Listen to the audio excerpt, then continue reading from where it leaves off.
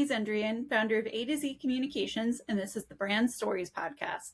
This is where we talk about everything related to marketing, public relations, and branding in general.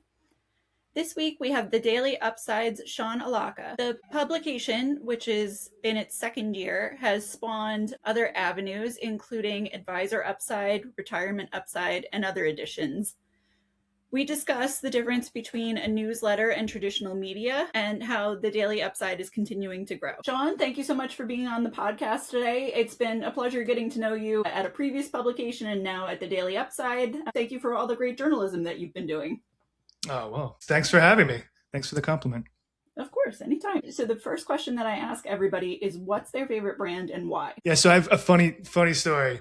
When we were emailing and I asked you, are there any topics? And you're like, no, we're just going to have a fun conversation. But you said, I do ask everybody their favorite brand. I thought you said band.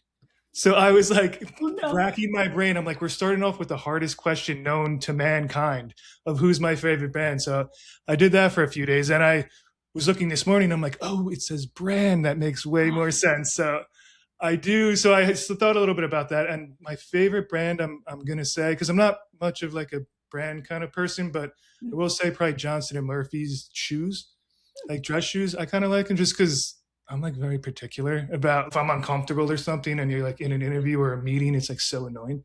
So they make nice shoes, but they're comfy, which is what I like about it. So yeah, that's probably my favorite. I've been sticking with them for a while, but that's my best answer. Well, so I would have felt so horrible if I had actually said, like, I had just typed the word wrong and it really was band. And I'm like, oh God. Then you should just announce what your favorite band is, because that's totally on me. I thought about it for a while and I think I'm going to go, because once I started like editing and writing, I can't really listen to songs with words anymore because they're just too much. Yeah. So for the last, 20 years, I just was listening to music without words. So I'm going to say Coltrane probably would be up there. His Giant Steps album's like phenomenal. I can put it on anytime and love it. So yeah, after there was a lot of like Paul Simon I love, if we're going words and lyrics. So those are probably my top two. Love it. Took me a few days, but I figured it out. So now I have a good answer to that question. So there you go. So you have a podcast coming up, which is super exciting. So perhaps that will come up somehow in your upcoming podcast. I don't know. Yeah, maybe. We have a podcast coming out. It's the first week of June for sure. And we've been recording a couple things and doing some pilots. It's myself and John Manganaro on our team. So he's our retirement reporter. He came over from ThinkAdvisor a little while ago. And before that, he was a Plan Advisor and more in the DC space. So yeah, we're going to launch next week. We're going to have some guests on and then just talk to our reporters about what's going on. It'll be a weekly podcast. So we're excited. You could see they got me the mic and all the fancy lights. So we're good to go. So we're going to have fun. We're looking forward to it. Good for you. Well, so how does it feel? I mean, obviously you're an online reporter. How does it feel to be using these different mediums to be telling your stories? Yeah, it's great. I mean, I think today you have to have more than just the printed word or just the written word, I should say. Any journalist, I think, coming up, it has to be kind of fluid and comfortable going on camera and just multimedia stuff, because the readers aren't just reading anymore. You have to meet them where they are, whether that's kind of on YouTube or social media or just doing kind of vertical reporting with your phone or just doing stuff like that. So we've been doing a lot more of it. We do some videos and stuff at some of the conferences, which has been fun. And yeah, like I said, the podcast Fidelity's on board for the launch. So that'll be great to have them just kick us off as a sponsor.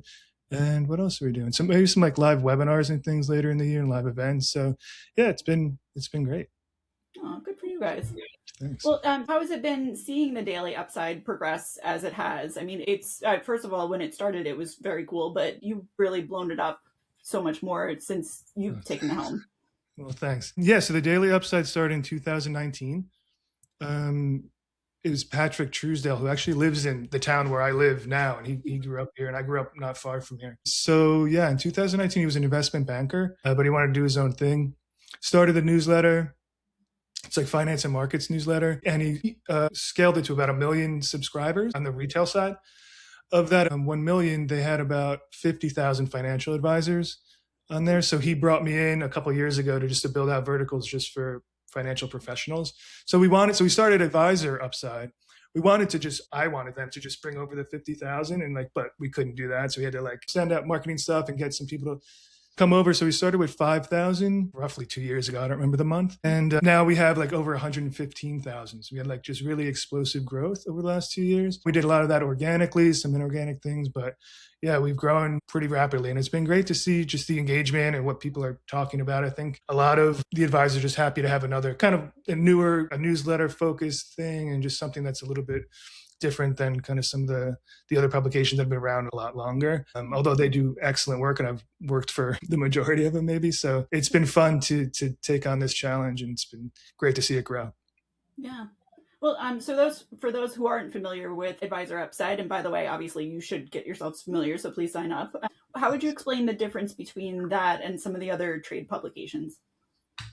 I think at the heart of the Daily Upside is that they're just newsletter first, basically. And I think a lot of the places where I worked, it was kind of try and get page views and do some SEO stuff and then package it into a newsletter and send it out end of the day or the next morning, which is great. I mean, nothing wrong with that. But I think where we've seen some opportunity and growth is just, or people like about us, is that we're just in the newsletter and you can read it like inside. You don't have to click out. You don't have to worry about pop-up ads and like all that other stuff, or carousels and all that slideshows and stuff. So we don't really have that model. Ours is more of like, we're looking at open rates and if they're clicking on our sponsor stuff and heat maps of the newsletter to see how we can better make it more efficient. So it's a different experience, and I think readers are really liking it. And the other thing we do is we just have fun. Like we make jokes. They're not all funny. Not at all. Some of them are not funny, but we try. And especially with the leads, like I always want to see something like just let's have fun, because just because it's professional B2B doesn't mean it has to be buttoned up and serious all the time. But also when you have fun with it, you kind of show an authority too. You're showing that, look, I know this space. I know what's funny. I know not what to joke about, what not to joke about. So I think it brings that kind of personality and authority, which again, I think people have really gravitated towards. Yeah. Well, and you're right in reflecting on it. And I wish that I could remember now, but the recent headline that you did, and you like basically apologized for it. Like, I know that this is going to be a joke. And it's like, no, like that was really good. Good job. It brings so much humanity into it. And instead of it being, we all, whether it's our phone or our computer or whatnot, we're scrolling and going through so much. If there's something that just captures you and it feels human instead of something that an AI bot wrote or something else, it feels a little different. Yeah, I think when you bring up AI too, and as we're getting into the new era of AI and everything's AI and everything. I think I just read maybe a couple of weeks ago that there's more AI written articles than there are like human based content on the internet like right now. So I think as that proliferates, it's going to be the personalities that win and the connections between humans through that content and just that kind of trust and relationship building. So I love bringing some personality, and I think that's something that's kind of helped us get to where we are so far. Good for you. So if you don't mind my asking, how did you first get into financial services news? I don't mind at all. Financial services news? Well, news in general. Yeah, in general, when I started, it was like 2009, maybe, or 10. So it was like right after the GFC. I got out of school and was living in Hoboken in New Jersey, right across from the city. There's a local paper there called the Hoboken Reporter. So I started out there, like just running around the city, like asking people just random things on the street. And actually, I started out writing the obituaries and editing those. So that was like, yeah, that wasn't the best, but you start where you have to. And then I just started being a reporter, doing city hall stories, which were really fun because there's a lot of tea being spilled during those, although they went pretty late in the night. But we did those, and fire was here there. Or we did the Miracle on the Hudson. Like literally the airplane was like going down the river. Like, what, did you see it? How are you feeling? So we did that. It was a little fun, just riding around Hoboken and cutting your teeth. And then I became arts and culture. The editor kind of took me under her wing, but she left. So I took over the arts and culture. So I was just doing like restaurant reviews. Everyone was so jealous of me, like checking out bands and like all this stuff. Then I went back to school. Then I went to Forensic magazine for a while. We did great stuff there about crime scene investigation, super interesting. And then I went to CFO and started my financial journalism career and moved over to wealth management soon after that. And that was about 10 years ago. Good for you. I feel like you're a perfect demonstration of, I've explained to clients. So similarly, I started as a reporter, although sadly, a very, very long time ago, that you never know where somebody's going to wind up, and that reporters are really just able to understand information and dive into the specifics of it. And it doesn't have to be beat specific or in a certain area. You can really like hop around, and it's still the basic understanding and the skills apply. It's just a different set of knowledge everywhere you go. Yeah. 100%. And once you learn those skills, you can take them and they're transferable. But I was also going to say, yeah, the beats. I think the big thing with journalists is probably just being curious. That's what I look for in young journalists, because you're not going to know a lot when you start, but you have to have the curiosity to want to know that and just eat, sleep, and breathe it. And it's been a pleasure to do in the wealth management. I never thought I would be here writing about stockbrokers and financial. I never thought that, but when you dive in, you find so much interesting stuff down the rabbit hole, especially this industry. I mean, we're talking about trillions of dollars in assets and $1 billion market caps, and so yeah, it's been great. But I agree with you for sure. When those skill sets are definitely fungible. Yeah. So what do you feel like are the big trends? I mean, we're recording almost in June. What are the big things that you're keeping your eye on right now? I feel like AI Yeah, has been that like, oh, AI, like yeah. it almost seems like played out, but it's I know. evolving and I'm trying to think of the big ones, like not just what we're doing. Yeah, for sure. AI is definitely, I think a lot. We have ETF Upside, which we launched about a year ago. We brought over Emil Hille from Investment News. And we also have Retirement Upside, which I mentioned John kind of covers. So I think some of the more interesting trends are probably on the ETF side that we've been covering with a lot of new products that they're trying to launch. The prediction markets, they're trying to put those into an ETF. There's a bunch of filings for that, a bunch of crypto ETFs, and just leverage products and 2x, 3x, 4x. And a lot of those aren't, I think, above 2x. I think the SEC has said there's a few trading, but they're not going to let any more. The prediction markets, that's going to a public comment period. But I mean, they're just incredible innovation on the ETF side of things. That kind of jumps to mind. I can probably rack my brain for some more wealth management ones. But yeah, I mean, you're right. It's AI is everywhere. I mean, I'm over it. I'm waiting for the time when it's like, it just is. It's like, you don't have to be like, oh, the internet. It's like, no, you can just go on your phone and it's the internet. You know what I mean? Like, you don't have to talk about it like it's this overarching thing. It's just like part of our world and existence. So I'm waiting for that because I don't know how much more we can write about it. yeah. But isn't that the wacky part of things? Thinking about that, so I'm granted, it sounds like I'm a little bit older than you, but I remember having the big old boxy like Mac computer that you use basically for Oregon Trail because we didn't know what the hell to do with these things, but it was a cool thing to have. And then you get to like dial up internet and like all of that has been in our lifetime, let alone that to your point, like AI could evolve at the point that last year we're talking about how it might take advisors' jobs. And now it's like, no, this is the course of business. Oregon Trail, man. I haven't heard about that in a long time. Remember that? That was a good game. Like I said, I'm probably older than you. Yeah, no, I remember like in school we used to play that. Yeah, and I think you're right. You're right about all that. I mean, who knows what AI is going to do? And I hope there's obviously going to be transformation and jobs are going to get switched. I mean, I know the big chorus that every single person will tell you in wealth management: AI is not going to replace the manager, but it's going to make them more efficient, whatever. Mm-hmm. So does that mean like your para advisors are going to lose their? I don't know who's going to lose jobs and or how or why. I hope us as journalists and content creators, I hope we can continue and we're not, I think we'll still be around because journalism serves a very important function for our society, I think, among other things, but who knows? I mean, we could be out of a job in 6 months and I don't know. I know.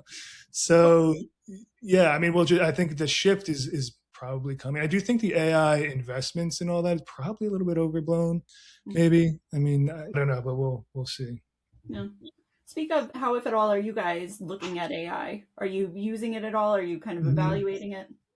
Yeah, we're looking at it. I think we use it, like some of the reporters use it ad hoc, you know what I mean? Or just like piecemeal. So we have a project just to kind of overhaul the newsroom. At the Daily Upside and on the B2B side, there's like about 8 or 10 of us, I think, and some freelancers and things. So we're trying to I'm working with our CTO, who's awesome, Tim, and we already have a chat GTP, like a bot that we can use and just for research. And obviously we're not creating no word is AI written, but just for the research and story ideation and even maybe some headlines sometimes where you can piece them together. Like no one headline is going to be good, but it might help you think of something or something you wouldn't have thought of otherwise. So like stuff like that around the edges, I think has been working, but we want to put together like a much more comprehensive plan just for the company for efficiency, but also for the reporters, because this is going to be a way of life. So I want to make sure that for their career trajectory and how they're advancing their careers and their skill set, that AI is part of that. So yeah, we're looking at that now for sure.